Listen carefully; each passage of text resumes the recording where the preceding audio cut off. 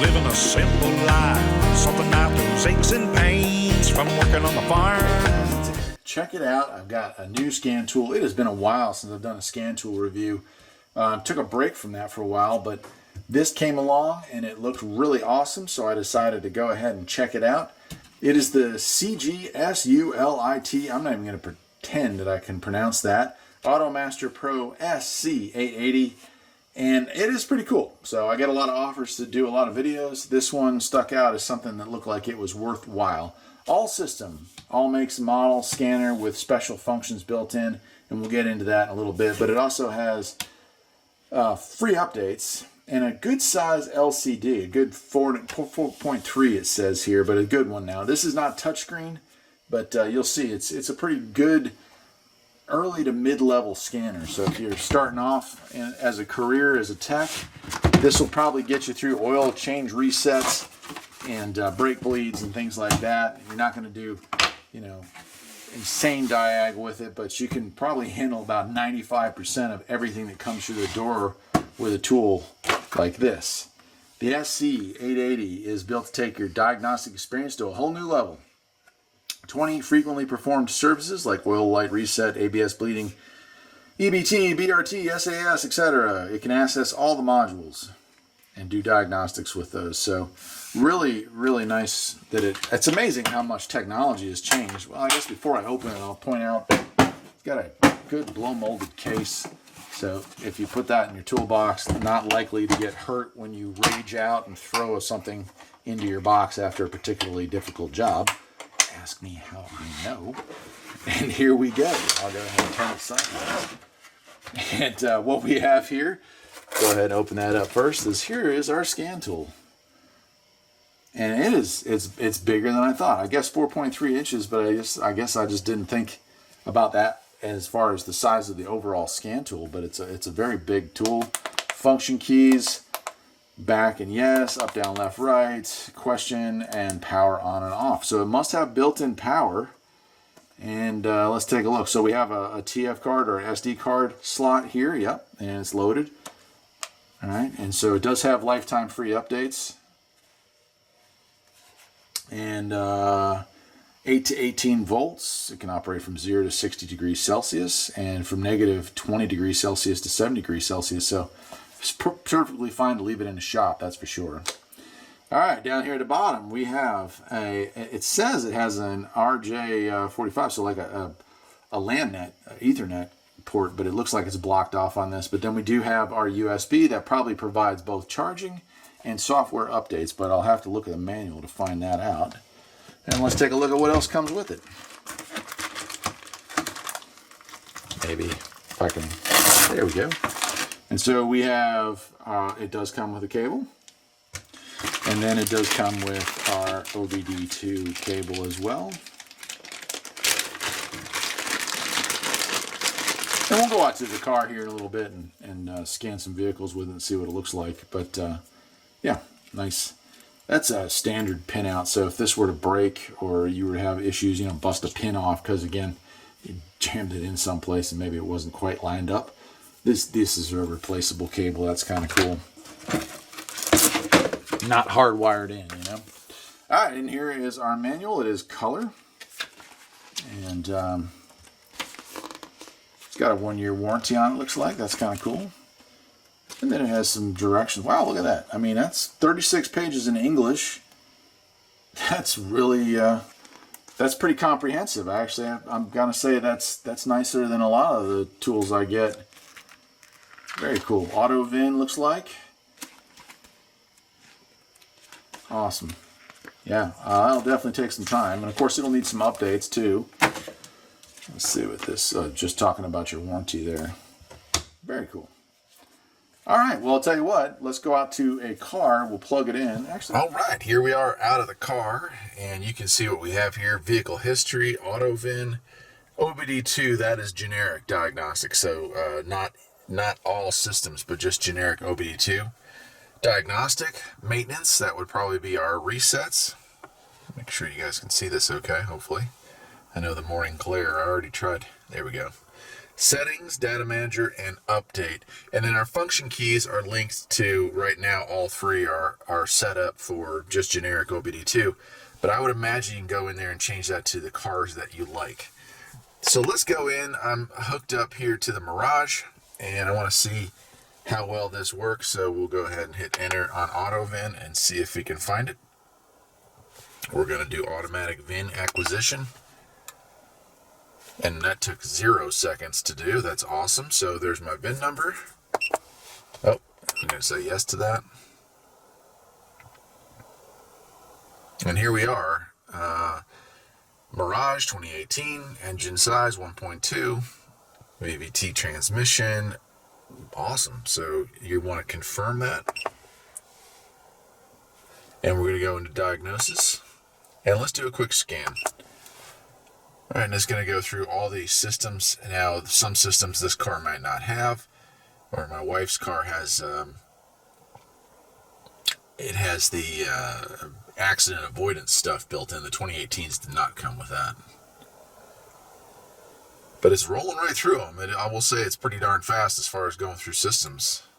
Yeah, look at that. Oh, ABS has 2 faults. I will say the screen is nice and crisp. I guess that larger screen size really helps with that. Okay, so now we have, looks like we have 3 faults, 2 in the airbag and 1 in the meter system. So let's take a look, and we'll go to F3 and go to report and see what it says. So it's saying we can save that, so we'll save it. Sure. Look at that, it asks us for a, trying to keep it in the shade here so y'all can see it, but it's asking for a file name. We'll go with that, so we'll hit F3 to save that, and there it is. All right. Cool. All right, let's exit back out of that. And then we'll see if we can get in here. Yeah, so if we click on the individual fault, we'll go right to it. The glare. There's always the glare whenever I try to make a good video on a tool. There we go. Maybe. All right, let's go to read data. Stored DTC U1109 ETAX CAN timeout not equipped stored. So when it says stored DTC, for those of you who aren't familiar with working on cars, stored means at one point it registered a fault, but at this point it is not current. If you're a tech, that means that there's really not a whole lot of diagnostics you can do with that, because any diagnostics would come up with a functioning vehicle, since at the time, right now, it is not actually having a problem. What you can do, though, is take those U codes, and you can type those into a search engine and figure out, hey, what does that mean? What is that likely to be on this particular car?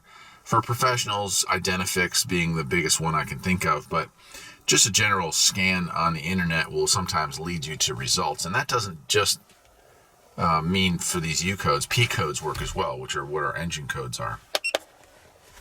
All right, and again, I could save that information, but for right now, I'm just going to go ahead and back out of that. And I could clear the codes, but it also does have the ability to look at live data.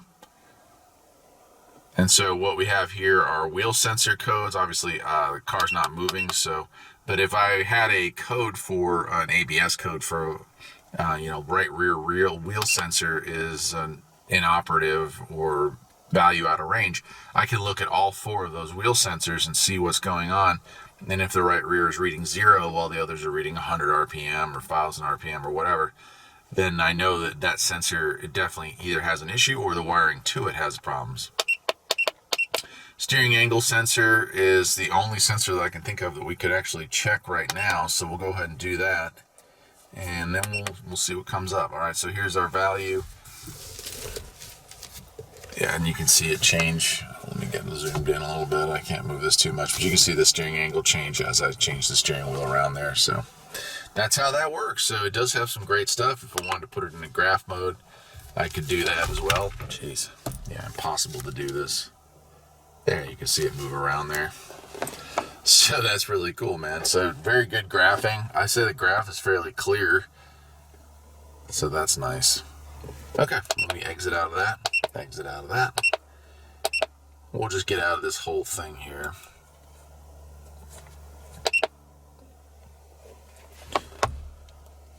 It's going to go and scan again, and it's still detecting because I did not clear those. Those previous tests. All right, so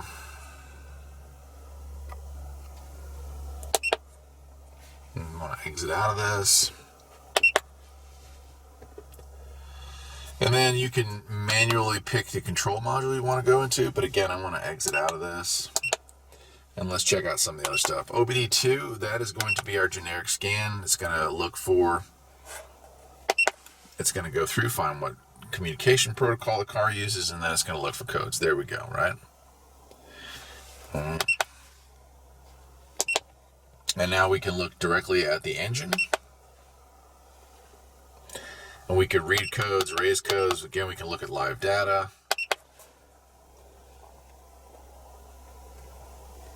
So pretty comprehensive as just a generic scan tool as well. If you wanted to